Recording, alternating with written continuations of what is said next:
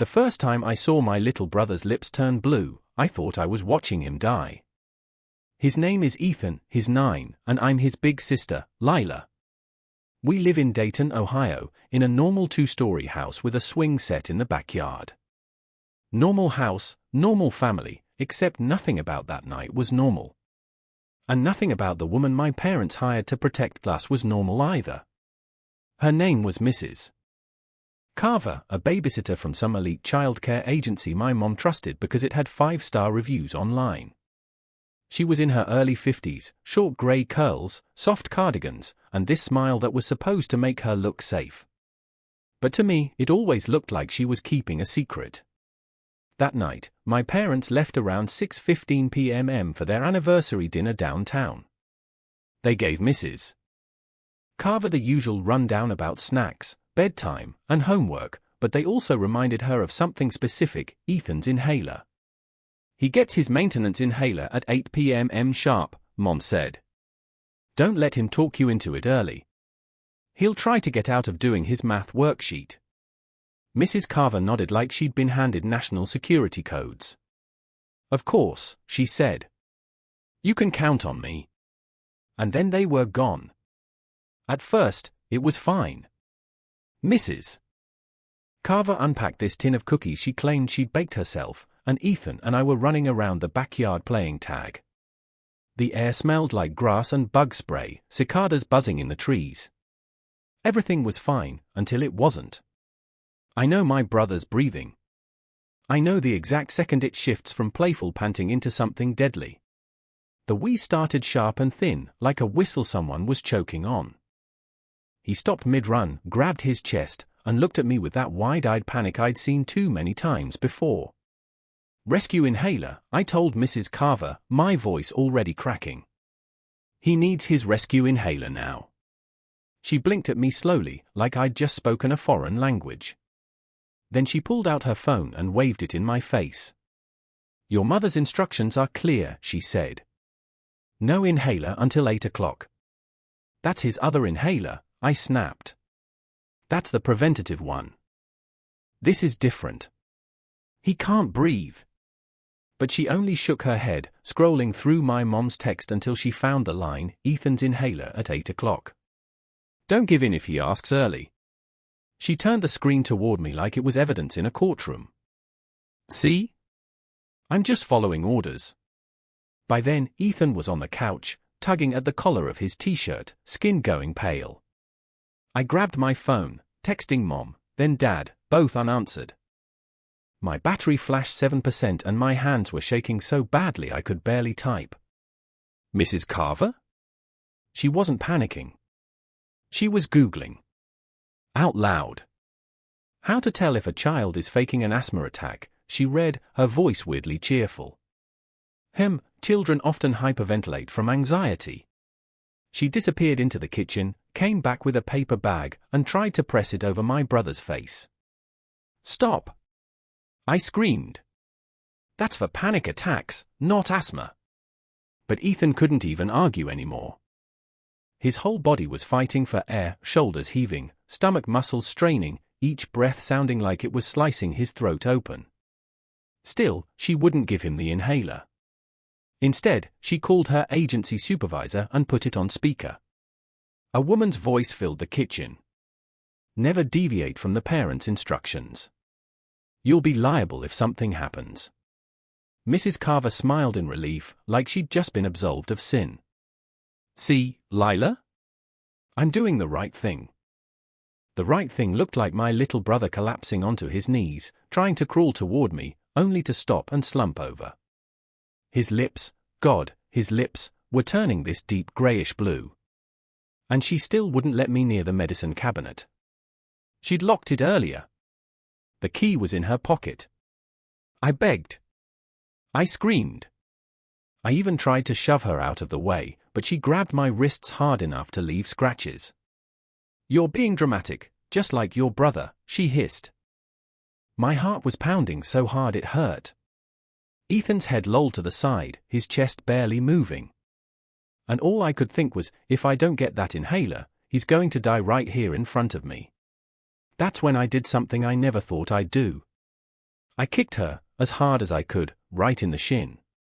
She yelped and bent forward, and in that split second, I reached into her pocket, yanked out the key, and ran. Hands shaking, I fumbled at the cabinet lock.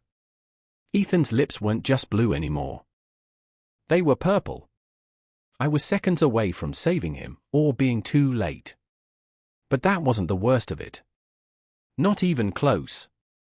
The cabinet key rattled in my sweaty hands, slipping like it wanted to betray me. I shoved it into the lock and twisted so hard I thought the metal would snap. Behind me, Mrs. Carver's voice rose in this shrill, furious pitch. "That's assault. You're assaulting me. I'm calling your parents." But I didn't care. Ethan was sliding off the couch, his chest barely rising, and the only sound left was this faint wheeze that didn't even sound human anymore. The lock finally gave. I yanked the cabinet door open so fast it smacked against the wall, my fingers scrambling through pill bottles, Band-Aids, old cough syrups, until I felt it. The blue plastic, smooth and familiar. His rescue inhaler. I spun around just as Mrs. Carver lunged for me. I dodged, nearly tripping over the rug, and collapsed beside Ethan. His lips weren't just purple anymore, they were turning grey. I pressed the inhaler to his mouth, but before I could squeeze, Mrs. Carver grabbed my wrist. "Stop it," she barked. "You don't understand liability. If you do this, you could ruin your family. His father. He's dying." I screamed, my throat raw. And then, pounding. Heavy fists on the front door. A man's voice yelling. "Lila? Ethan? Open up. It's Mr. Rodriguez. Our neighbor."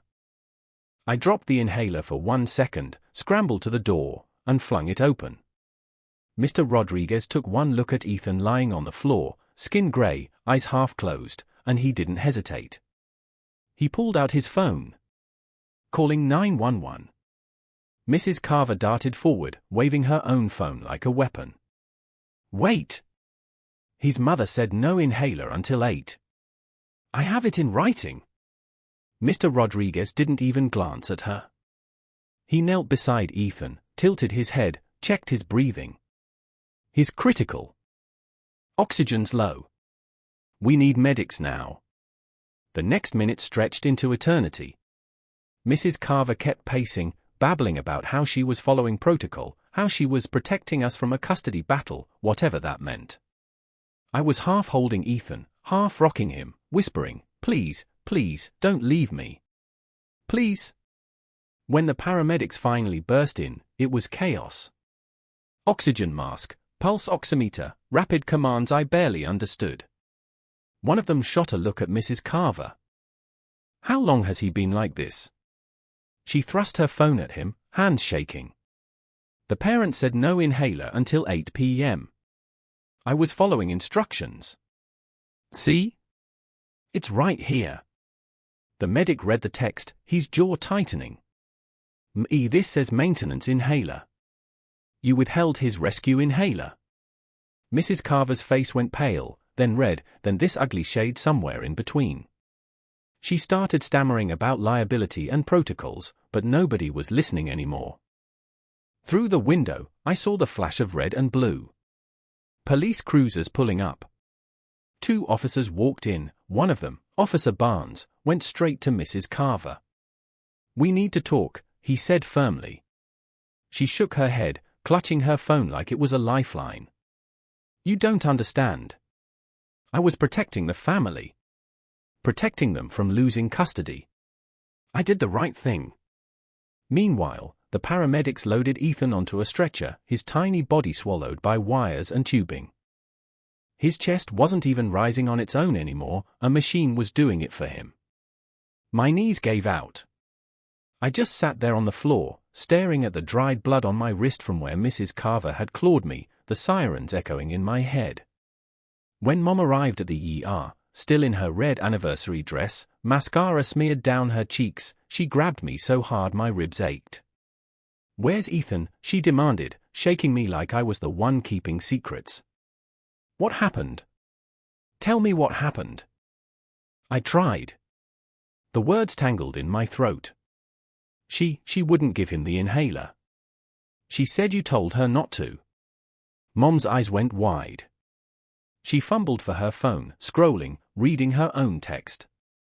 Her lips moved soundlessly. Behind her, Dad stormed in, his tie loose, his face drained. He kept grabbing nurses, demanding updates. Then the doctor appeared, Dr. Mehta, her face heavy, her voice flat. Severe respiratory failure. We've placed him on a ventilator. He's stable, but critical. Mom's legs buckled. Dad caught her just before she hit the floor. Through the window of the ICU, I saw Ethan, tubes down his throat, machines hissing, his small chest rising and falling only because wires and plastic forced it to. And beside me, Officer Barnes pulled out a notebook, asking me to go through everything again. What exact words did she use? He pressed. She said she was saving us from a custody battle. That she couldn't lose another job to manipulative kids. That she had a nurse friend who agreed with her. He wrote it all down. His jaw clenched tighter with each line. By the time 2 a.m. rolled around, I found myself in the hospital chapel, alone, shaking, staring at the flicker of a candle. My parents were at Ethan's bedside. I couldn't be there. Every time I closed my eyes, I saw those purple lips. When I finally staggered back into the lobby, my stomach dropped. Because there she was. Mrs. Carver. Still in yesterday's clothes, still clutching her phone, still muttering about how none of this was her fault. And then she looked straight at me and said, calm as ever. You'll thank me one day. I saved your family. I thought that was the lowest point. That nothing could get darker than this. But I was wrong. That was just the beginning. The waiting room lights buzzed like angry bees. I couldn't tell if it was the electricity or just my nerves making the sound louder, sharper, until it drilled into my skull. Mom and Dad were pressed against the ICU window, watching Ethan's chest rise and fall under the control of a machine. And me? I was stuck in the corner with Officer Barnes, reliving every second of that night while my throat burned raw. But here's the thing, the whole time, Mrs. Carver's words wouldn't stop echoing in my head. I'm protecting your family from a custody battle. What custody battle? I thought I knew everything about our family. But apparently, I didn't. Because hours later, when Dr. Mehta finally pulled my parents into a conference room, another stranger showed up. Not a nurse. Not a cop. A woman in a grey suit carrying a clipboard. She introduced herself as Child Protective Services. I need to ask some questions about supervision and medical instructions, she said flatly. Mom snapped. Supervision? Medical instructions? We hired a licensed caregiver. With 5-star reviews. The CPS worker didn't flinch. She just kept scribbling. And in that moment, I remembered something I hadn't thought about in years. I was 11 the first time Ethan had a serious asthma attack. We were at a community pool in Cincinnati visiting our cousins. He was 6, running around with a pool noodle like it was a lightsaber when suddenly he froze, clutching his chest. His mouth opened like a fish, desperate for air.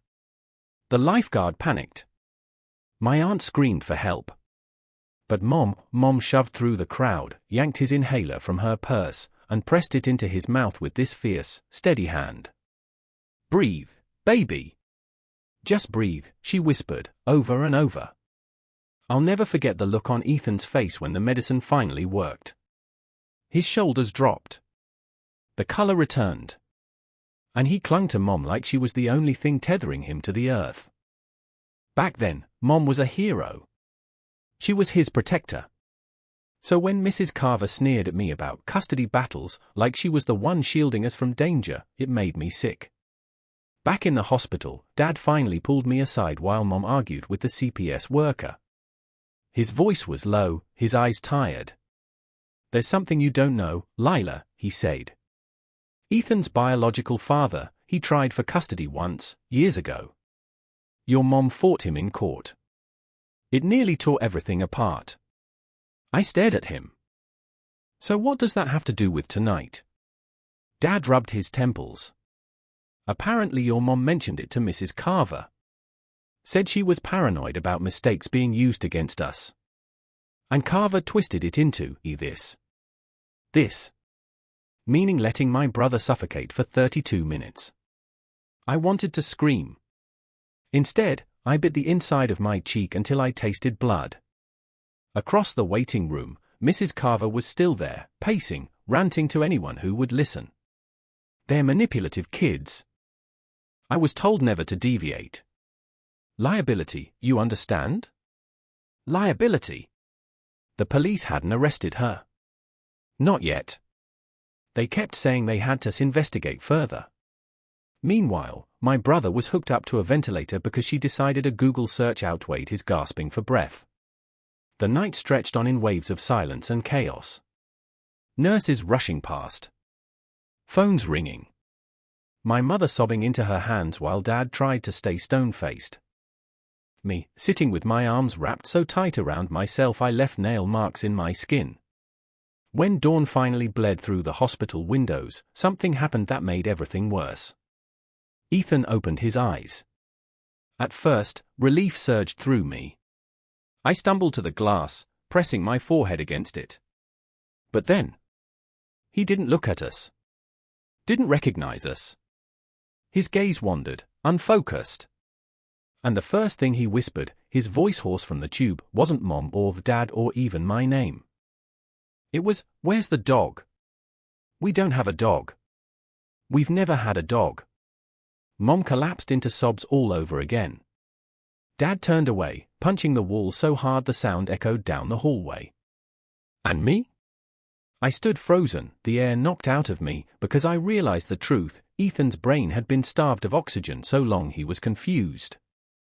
Maybe damaged. And it was all because of her. By the end of that day, our lawyer showed up. He told us to save every text, every email, every scrap of proof. He warned us that Mrs. Carver and the agency would fight back, that they'd blame us for unclear instructions. And he was right. Because while we sat in that sterile waiting room praying Ethan's mind would come back, Mrs. Carver sat across town in a deposition, cool as stone, repeating the same words over and over like a mantra. I followed protocol. The parents weren't clear. I did nothing wrong. The scariest part? She believed it. And I thought things couldn't get any darker. But then, 2 days later, Ethan looked at me from his hospital bed, clutched his inhaler like a lifeline, and asked, "Why didn't she help me?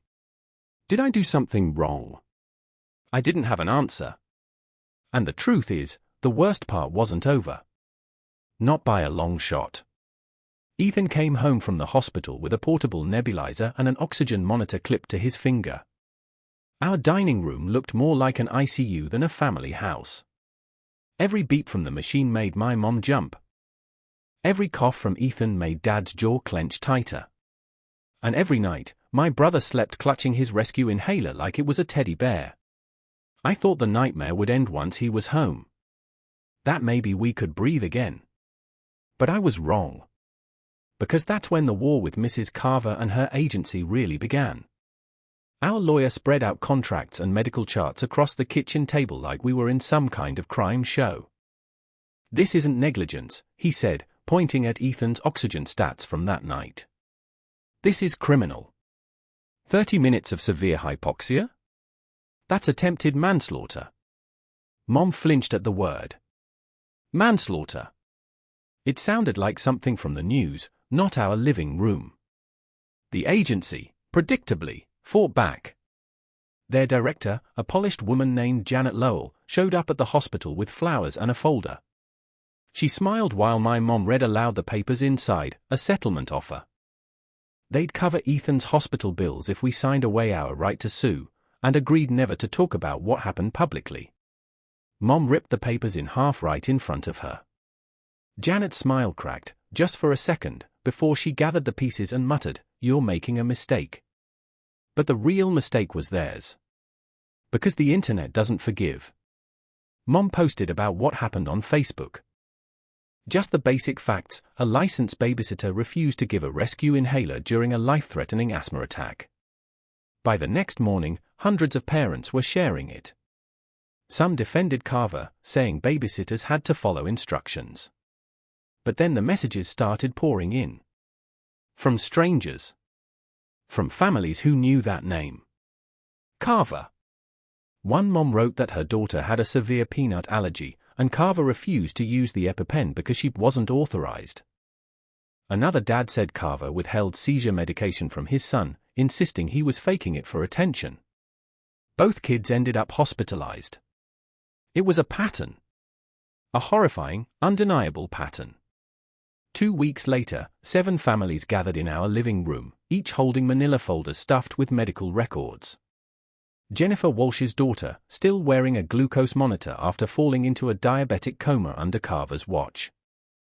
Marcus Rivera's son, now in a special wheelchair after oxygen deprivation from an untreated seizure.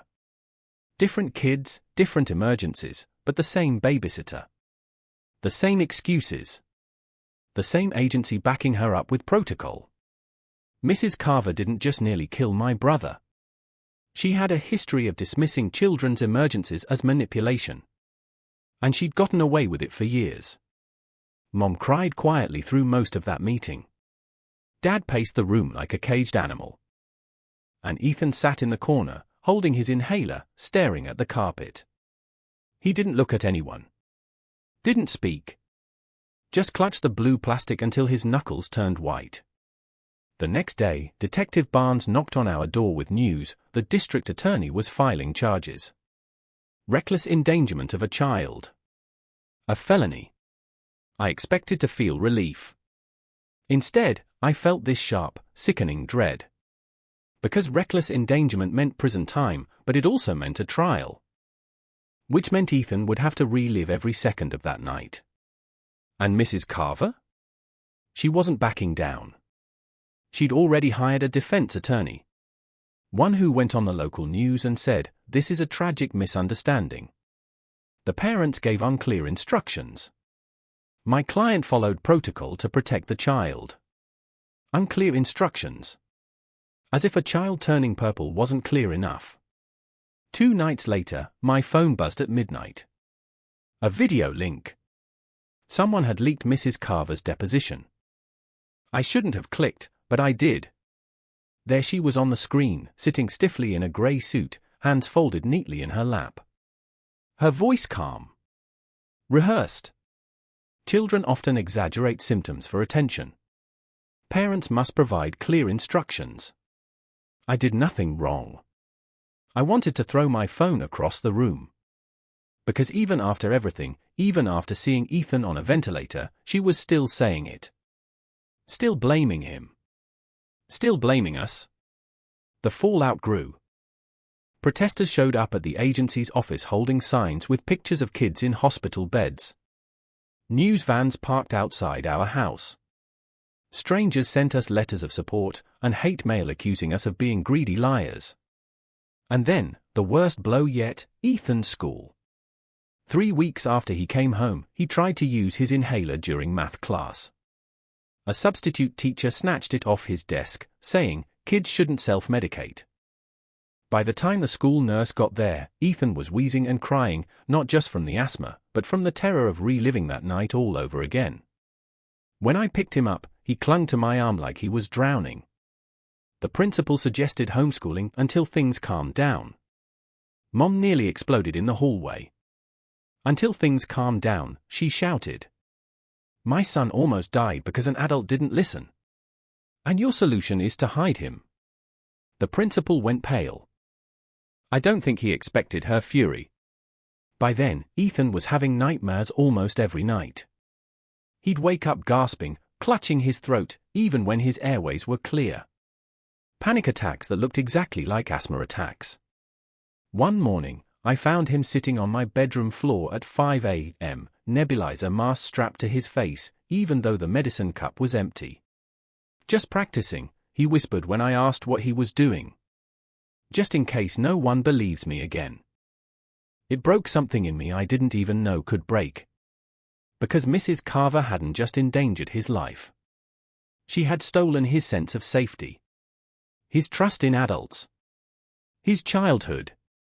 And the scariest part? She wasn't done yet. The courthouse smelled like old carpet and stale coffee.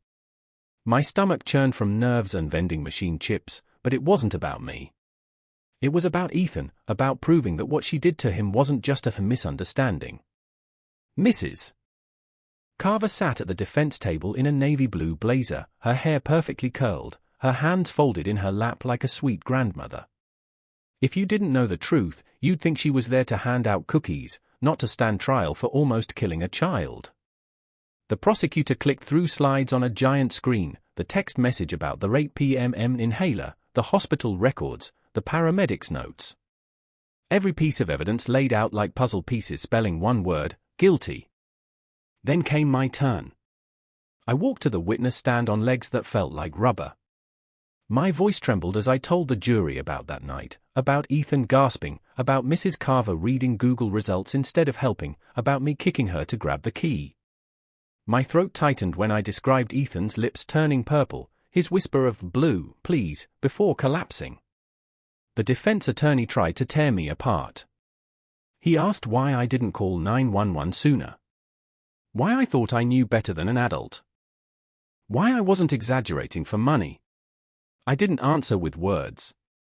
I held up the crime scene photo the police had taken of my scratched wrists, blood under my nails from clawing at that locked cabinet. The jury went silent. The paramedics testified next. One described Ethan's oxygen level when they arrived, 68%. Normal is above 95. He said he'd been a medic for 20 years and had never once seen a caregiver refuse a rescue inhaler during active respiratory distress. He called it unconscionable. Even one of the jurors started crying. When they played Ethan's video testimony, the room went still. His small voice filled the courtroom. I told her I couldn't breathe. She said I was being dramatic. I thought I was going to die. Halfway through, he clutched his inhaler and had to stop for a nebulizer treatment. The judge called a recess, and everyone shuffled out, shaken. Except her. Mrs.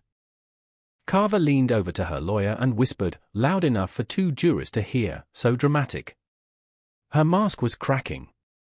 On the 4th day, she finally took the stand herself. She said she'd followed instructions. She said she did nothing wrong. She said children often fake symptoms for attention. The prosecutor cut through her lies with one question. Mrs. Carver, do you know the difference between a preventative inhaler and a rescue inhaler? She said yes. And did you choose not to give Ethan his rescue inhaler that night? She froze. Fidgeted. Tried to spin another excuse about liability. The prosecutor pressed. Yes or no? Silence stretched so long you could hear people breathing in the gallery. Finally, she muttered, yes. That night, we sat in Ethan's room, the 4 of us. Dad held Mom's hand, I held Ethan's. None of us slept much. We just stayed there together, waiting for the morning. The next day, closing arguments. The defense called it a tragic miscommunication. The prosecutor pointed at the screen where the timeline glowed, 32 minutes between Ethan's first wheeze and the paramedics arriving. 32 minutes this child was suffocating, she said, her voice steady but shaking with anger. 32 minutes while Mrs. Carver chose rigid protocol over a child's life. The jury deliberated for 27 hours. Mom wore a groove into the courthouse carpet pacing. Dad sat frozen on a bench, checking his phone every 30 seconds. I ate a dozen bags of chips and puked twice in the bathroom. When the bailiff finally called us in, my legs felt like water. The foreman stood, holding the verdict card. My heart pounded so hard I thought I might pass out. Guilty, he read. On reckless endangerment of a child. Guilty on practicing without a valid license. Mom collapsed against Dad's shoulder. I clutched Ethan's hand. He was watching from home with our aunt on the video stream, squeezing so tight his knuckles went white. Mrs. Carver didn't even blink. Not until the judge denied her bail after seeing her social media posts calling the trial a witch hunt. Then she finally lost it, screaming about persecution as officers cuffed her and dragged her from the courtroom. Ethan's quiet voice came through the laptop speakers. "She can't hurt anyone else now." 2 weeks later, sentencing. The judge looked straight at her and said, "Your rigid adherence to protocol over human life shows a dangerous lack of judgment." He sentenced her to 3 to 5 years in state prison, plus a lifetime ban from working with children. She didn't react.